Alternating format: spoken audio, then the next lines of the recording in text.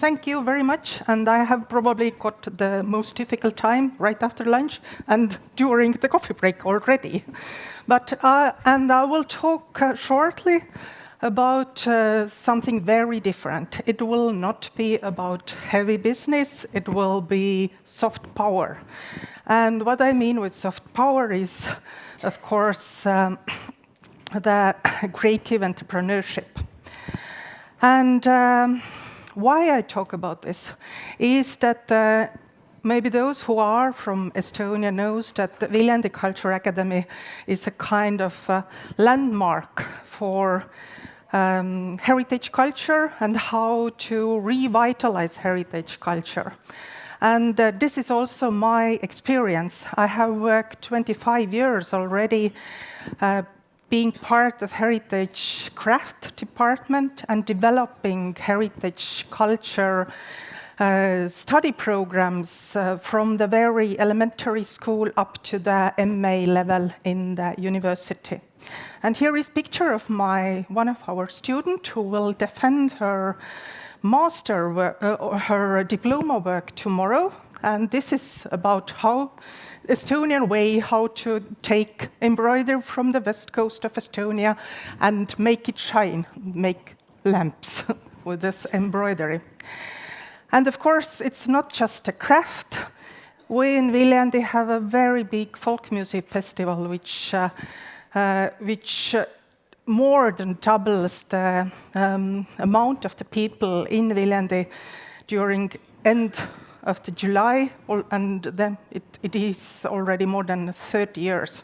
So it's really makes us famous in Estonia and outside. My experience in Africa started for 3 years ago, just 3, sorry.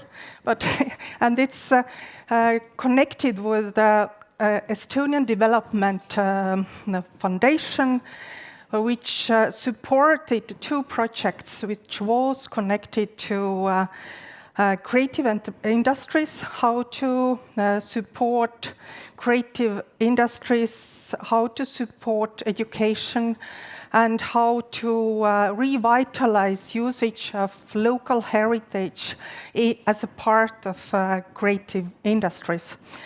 And we have been working together with the UNESCO Local Estonian National Committee and also with Namibian National Committee. And also we got, during the first project, very good collaboration with the Namibia, University of Namibia, UNAM.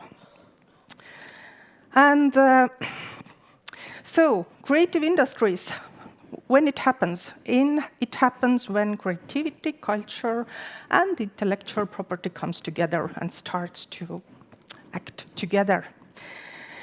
The area or the landscape of this creative industries is huge. And so many of you have told earlier that Africa is so big, but as big as also creative industry forms, it may be very, very big, very big branches as, for example, music or film industry. Of course, fashion and textile. My red power dress comes from Kenya, from Zuri, yes, of course. And of course, as a part of this is also heritage. And if we may think that heritage is just it's very often connected with some very small businesses. Of course, it may be bigger, but very often it comes to community, comes to different social groups. And I, during my work and my life, I am really a heritage believer. I do believe that heritage is an important source of inspiration and value, and it can give also very good input to creative industries.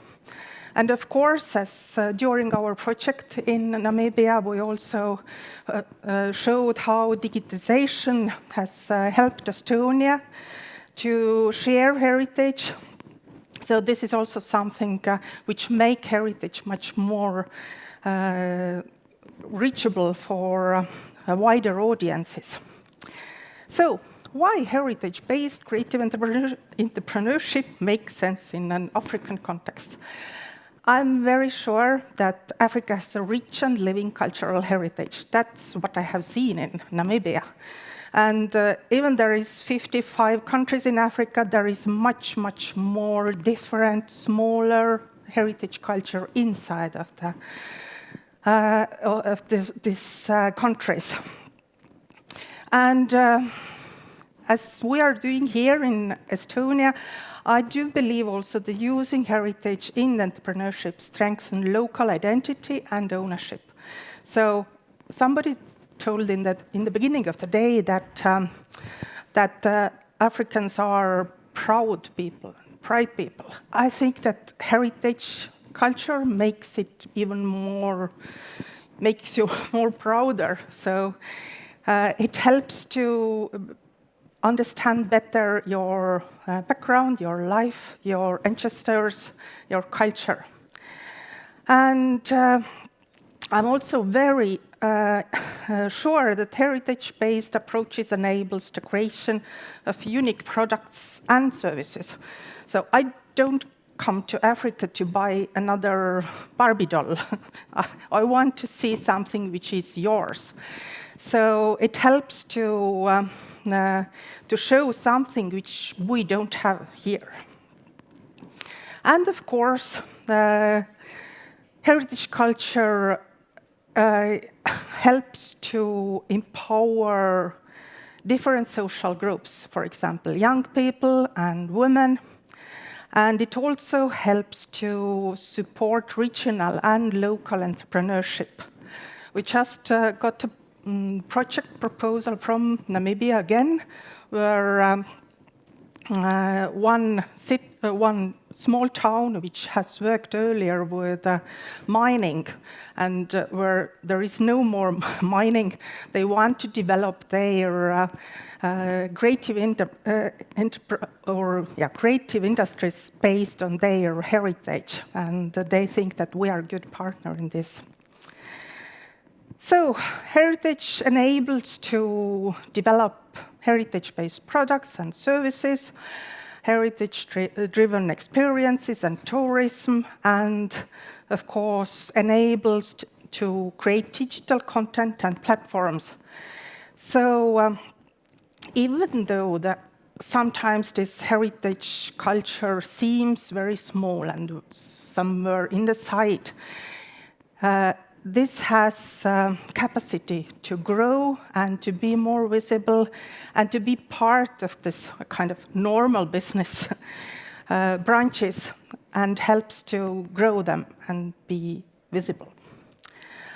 And of course, as I'm coming from university side, then thanks to that we also developed some study programs together with the University of Namibia. I do believe, as also the previous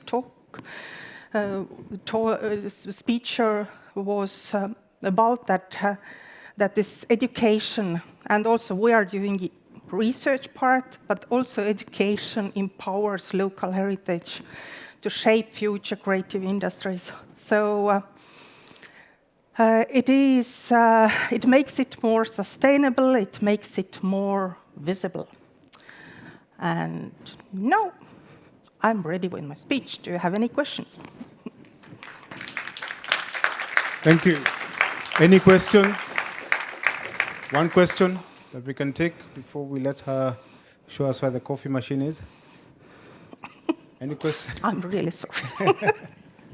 Hi, thank you for the amazing presentation.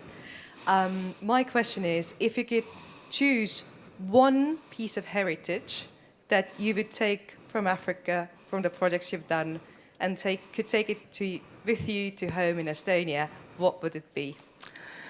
this is not one product, but one thing what I learned in Namibia was that how good Namibian crafters are in reuse or like sustainable reuse of old materials. This is something we need to learn from Namibia, I think. So this, like a kind of dialogue is definitely possible.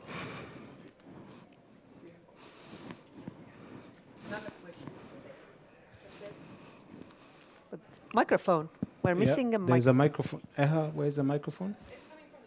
Oh, yeah, what did you do with the microphone? Oh, I can use mine. Hi. Thank you. And I would like to take this opportunity to congratulate you for what you have been doing recently. My name is Aber from Tanzania Embassy. So my question is, are you able to expand to other African countries on what you are doing? Because, you know, Africa has a diverse culture, and Namibia is part of it. So, for example, are you ready to expand to Tanzania on what you are doing? Thank you. I think that, thank you for your question. I think that together with our cooperation partner, we are able to expand, yes. And we know who the cooperation partner is. So, one more question. Actually, my question has already been answered, so I yield my moment. You want to know who the cooperation partner is? Is that what you wanted to ask? Okay. We'll reveal them shortly. Thank you very much for that. Thank you. Thank you so much.